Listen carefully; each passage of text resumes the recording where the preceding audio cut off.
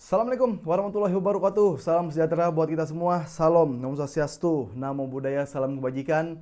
Balik lagi di channel YouTube Afif Safi, pakar bola mengomentari sepak bola dengan kebahagiaan dan dengan kegeraman ya. Segeram kita melihat dan membaca berita tentang Real Madrid yang problematik, yang membuat drama sebelum final Copa del Rey ya. Jadi hari ini pembahasan gua adalah tentang nggak jauh dari Copa del Rey yang akan terjadi pagi ini, dan nggak lama sih kayaknya, karena ada hal yang pengen gue utarakan nih, karena ada hal-hal yang mencoreng sportivitas, hal-hal yang menodai sepak bola, hal-hal yang melukai ya esensi sport. Jadi ini bakal gue bahas tentang Real Madrid yang ada masalah dengan wasit yang akan memimpin jalannya pertandingan nanti, oke?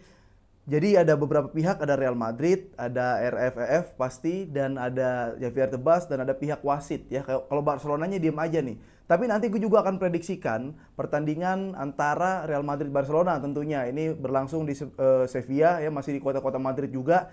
Jadi ada beberapa kejutan kayak Hector Ford yang akan bermain jadi starting line up, oke? Jadi starting line up ya di bek kiri menggantikan Gerard Martin, posisi dari Alejandro Balde. Tapi sebelumnya teman-teman, gue mau ucapin terima kasih buat kalian yang selalu nonton, like, komen, dan subscribe channel YouTube gue, yang absen-absen selalu dari Sabang sampai Merauke, dimanapun kalian berada, yang lagi di luar Indonesia, yang lagi kerja, semoga semua dalam keadaan sehat walafiat, yang lagi sakit diangkat penyakitnya, yang lagi temannya punya utang ya, semoga dibayar sama temannya, yang masih jomblo belum dapat pasangan, semoga kalian mendapatkan pasangan, amin.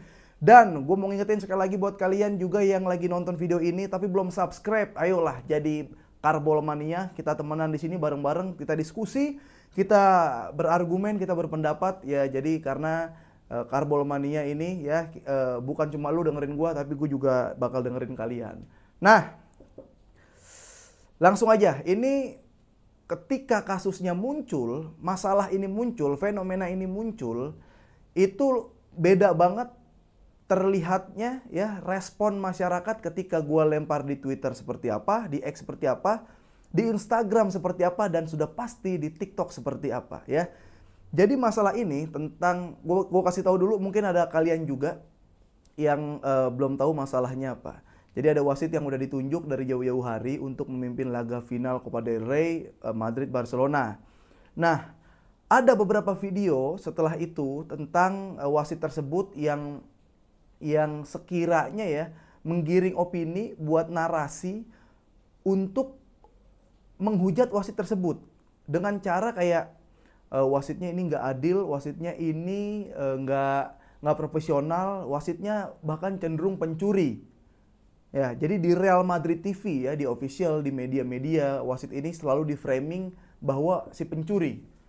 Setelah itu, wasit tersebut dibully habis-habisan, bully dengan kategori yang cukup parah lah. Bahkan nggak cuma ini ya yang jadi sampah masyarakatnya adalah ketika bully itu bukan orangnya begini, nggak nyerang argumen, nggak nyerang pendapat, tapi ngembuli fisik, ngembuli personal, bahkan ngembuli keluarganya yang jelas-jelas mungkin ya nggak ada kaitannya ya. Kalau seorang atlet atau apa nggak ada kaitannya, udah bawa keluarga, bilang anaknya kayak lu anak si pencuri, lu anak nggak jelas, wasit nggak jelas gitu. Jadi keluarganya diserang ya, keluarga diserang, anak mentalnya kena, anaknya nangis, sampai wasitnya nangis. Setelah itu wasitnya melakukan preskon.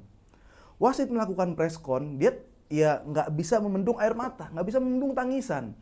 Ya dibilang saya dihujat ya dari beberapa media. Pertama diluncurkan narasi bahwa saya wasit si pencuri, bahkan anak saya mengalami bullying. Ya jadi anaknya dibully sampai nangis. Bayangin gimana perasaan anak kecil yang sebenarnya nggak tahu apa-apa, tapi bapaknya disikat gitu. Ya lu dibilang lu anak pencuri gitu. Jadi ngikut gitu. Jadi ngikut, digebugin lah istilahnya, gebugin verbal. Nah, setelah preskon tersebut, Florentino Perez mengambil tindakan sebenarnya agak sewor dan gertak dikit, yaitu dengan bilang pertama kayak gue nggak mau nih final Copa del Rey, udah biarin Sociedad gitu kan yang masuk, atau kasih ke Barcelona gitu. Nah, pertama ada yang seperti itu, ada juga yang udah Madrid nggak usah latihan dan gue nggak mau datang ke preskon. Kalau mau ya, nah kalau mau ini masih debatable nih. Gue nggak tahu si ini beneran bilang apa enggak, tapi ada berita ya, gue juga sebenarnya menghindari rumor ya. Ada berita ya, ada rumor yang bilang bahwa ya Florentino Perez nih nggak mau nih dia menjadi wasit di pertandingan tersebut gitu. Nah, setelah itu rame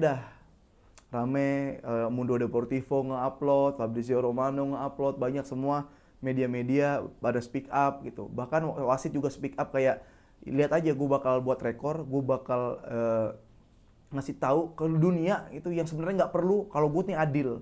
Wasitnya bilang gitu. Nah, jadi kalau gue nangkepnya adalah biasanya orang kan keluar-keluar tuh setelah kalah. Setelah kalah keluar-keluar. Nyalain wasit, nuduh wasit. Ini kok gimana ya? Gue pribadi sangat menyayangkan hal ini terjadi. Gitu. Ada intervensi, ya ada framing dari media official, lalu juga ada sikap dari presiden klub, ya Florentino Perez, yang menurut gue nggak perlu dilakukan. Gitu. Harusnya mereka tahu, mereka ingat Madrid nih klub besar, ya klub top, emang klub top gitu, diisi pemain-pemain yang bagus, kualitasnya bagus, mentereng. Dan ya udah orang pada segen, sebenarnya Madrid orang udah pada segen gitu. Cuma dengan sikap-sikap kayak gini gitu, kita ya terutama buat fans bola yang seneng baca ya, itu kayak nge-recall lagi gimana sejarah Madrid dulu ya, di era Jenderal Franco. Di era Spanyol lagi ada gelar kerajaan, setelah itu sebenarnya lagi ada perang regional, ada bangsa Katalan, bangsa Baske. Jadi kayak recall lagi gitu, diktatornya gimana, birokratnya gimana. Sementara kan Madrid itu adalah kawasan yang sebenarnya elit, kawasan elit, birokrat gitu kan, diisi politisi-politisi gitu. Jadi orang-orang top sebenarnya ada di sana gitu. Orang-orang, gua bukan top ya, maksudnya orang-orang penting, orang-orang berpengaruh ada di situ semua. Jadi secara tidak langsung terkesan kayak kalau politiknya itu gini, hegemoni yang terancam. Ya, kalau di politik hegemoni yang terancam. Jadi ketika kedikdayaan lu mulai ada lobang, ketika kedikdayaan lu mulai ada celah yang bisa dimasuki, ya, dan lu takut goyang, lu takut hancur, maka buatlah propaganda seperti ini, maka buatlah serangan-serangan kayak gini. Bahkan kayak seranglah kaum tertentu gitu, sampai kita ditutupin nih aib-aib kita gitu. Bagaimana cara menutup aib kita? Dengan serang aib orang lain ya, kayak gitu. Kayak itu lagi dilakukan kalau secara politis ya. Ini nggak bisa dipungkirin tentang ini nggak politik, jangan kaitin bola politik. Buset, waktu Madrid menang 11-1 kan ada peristiwa di situ. Jenderal Franco juga kalau emang seneng baca ya, ada peristiwa di situ. Nah, gue ngelihatnya sekarang harusnya Madrid gak usah kayak gini gitu. Gue ngerasa ngelihat Madrid sekarang tuh udah bukan lagi tentang sepak bola yang mau bertanding, tim bola, enggak. Dia tuh kayak perusahaan yang punya agensi, ya, perusahaan top punya agensi, kerjaannya tuh ngebangun narasi dan ya menyebarkan atau menjual luka untuk menutupi privilege. Lu lihat, dia tuh sering menyuarakan keadilan, sok-sokan menyuarakan keadilan, padahal dia sendiri yang merusak keadilan gitu. Dia sendiri yang merusak keadilan. Dia sok-sok menjadi korban gitu. Korban sistem, padahal kan dia yang dekat sama kekuasaan dan sistem gitu. Nah ini gue gitu ngeliatnya kayak, ya lah apaan sih, main-main aja bola. Gitu kayak, jadi udah di set up dari jauh-jauh, narasi udah dibikin, skenario udah dibikin, sehingga nanti ini pola banget. Nanti kalau kalah dibilangnya ada kecurangan, kalau menang dibilangnya mode final tuh. Ya, jadi kayak skenario narasi udah dibuat, jadi nanti dengan situasi seperti ini, kalau kalah main jelek, itu bilangnya ada kecurangan, pengen dijatuhkan. Tapi kalau menang bilangnya mode final nih bos. Nah, gimana itu? Mau bahas keadilan, banyak. Rentetan yang udah mulai di-spill, yang udah mulai kebuka gitu kan. Kalau mau baca sejarah, kalau kan sering mungkin baca sejarah, banyak.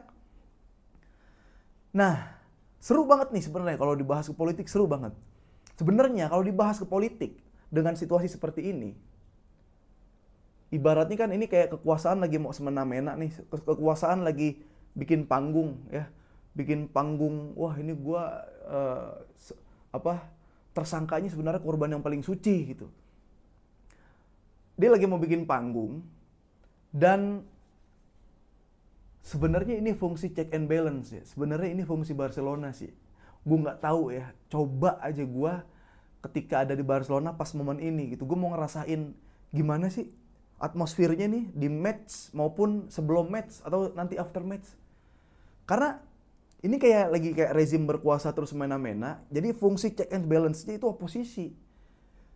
Bukan Barcelona pembangkang, bukan Barcelona yang berjiwa terlalu separatis. Enggak, Barcelona adalah simbol perlawanan untuk ketidakadilan. Sebenarnya fungsi Barcelona, fungsi atletik, ini momennya ini sekarang nih. Jadi ketika kedikdayaan lagi bingung, mau hancur, mau retak, kita tambal ini. Agak susah ditambelnya, ya udah kita cari mangsa lain aja dulu. Buat orang nggak fokus ke sini nih, buat nggak luntur kedikdayaannya. Ya gitu. Kalau ditarik politik seru banget ini. Sumpah gue nggak tahu nih kondisi di Spanyol kayak gimana ya. Itu.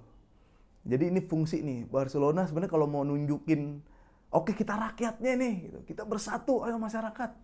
Melawan ketidakadilan. Ada yang bilang, ini nggak masuk akal ya. Jadi ketika premis ini, topik ini, fenomena ini gue lempar ke X, itu kan wah terjadi perdebatan, debatable, tapi lebih banyak positifnya, lebih banyak yang setuju sama pendapat gue.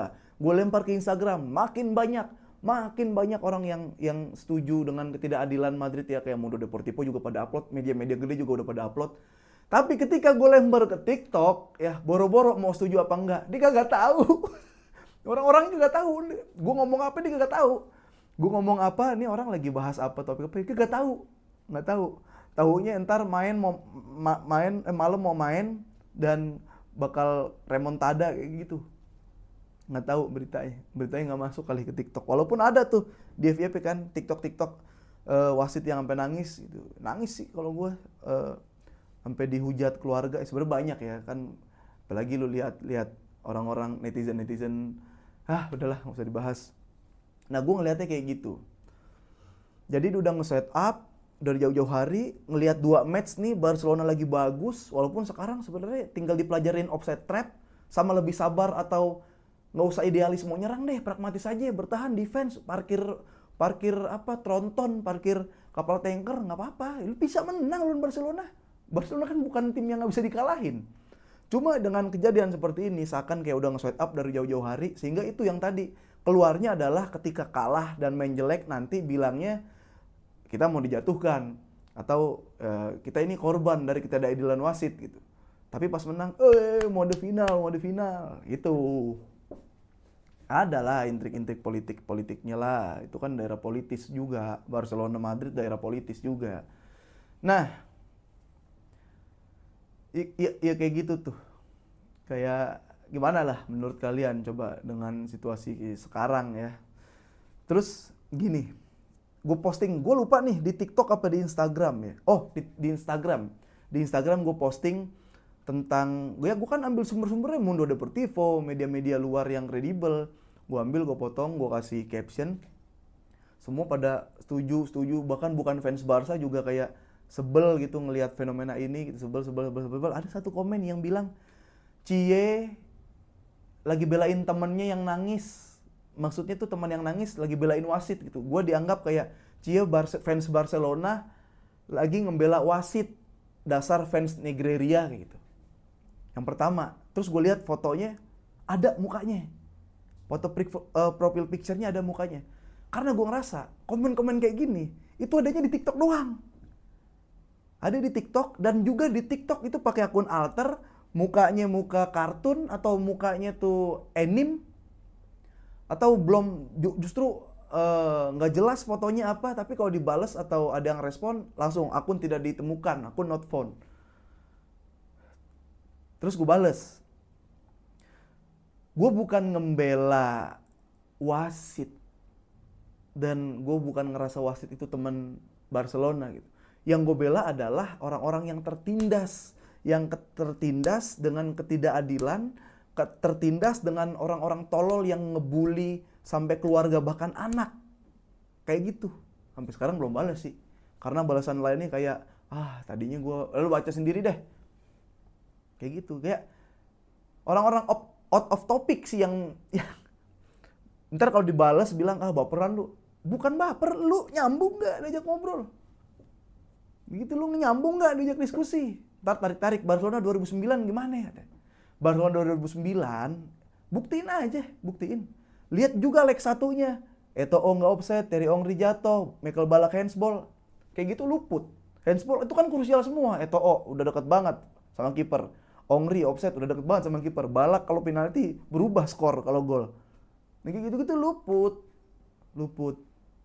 Itu jadi sebenarnya gue nggak tahu ya lagi apa yang terjadi di Spanyol. Gue udah lama nggak ngobrol sama teman gue orang Spanyol. Maksud gue, sepanik itukah Madrid gitu? Karena kalau di politik itu teorinya hegemoni yang terancam. Karena ngerasa superioritasnya ini lagi goyah gitu. Lagi ada matahari lain gitu. Lagi ada sesuatu yang kayaknya bakal lebih kuat. Nah, itu nggak mau. Orang birokrat nggak mau, konvensional nggak mau, kayak gitu. Ya jadi terserah kalian gimana ngelihatnya kasus Real Madrid.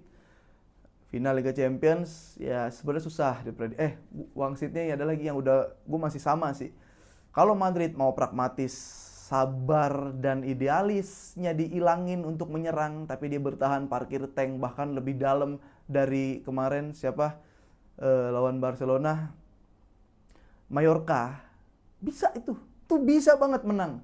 Karena tim yang menang lawan Barca tim yang bertahan. Ya. Walaupun Dortmund menang lawan Barcelona ya lagi caur kan Barcelona, cuma kalau lagi sama-sama top perform ya cara ngelain Barcelona ya lu lihat Leganes, lihat Sociedad, lihat Las Palmas. Itu kan yang ngalahin Barcelona. Adopsi itu gimana caranya? Striker lain bisa kok yang bukan top level bisa hat-trick. Ya berarti kan Mbappe juga bisa hat-trick, bahkan bisa lebih banyak. Kayak gitu. Tapi kalau masih open play, ya walaupun Barcelona kurang Lewandowski, nggak ada auranya, minus aura di depan. Hector Ford juga gantiin si Balde, ya gue ngelihat masih mau sih dominasi Barcelona. Kalau dominasi Barcelona, Madrid masih nyerang, deh Barcelona itu. Nanti mungkin kayak 15 menit baru kelihatan ya kayak, kayak gimana nih mainnya nih. Nah. Ya gitu aja lah teman-teman. Sampai gue kayak mau nobar kali abis ini ya di Sarina tuh sama Indo Barca. Kalau mau ketemu di sana ya. Jadi itu aja yang bisa gue sampaikan. Kurang lebihnya mohon maaf apabila menyakiti perasaan sengaja atau tidak disengaja. Terima kasih yang udah nonton, like, comment, dan subscribe. Jangan lupa nonton Dance TV. Ada gue sebagai host dan bintang tamu yang luar biasa, kredibel di bidang sepak bola. Udah gitu aja. Sampai ketemu di episode selanjutnya. Vamos!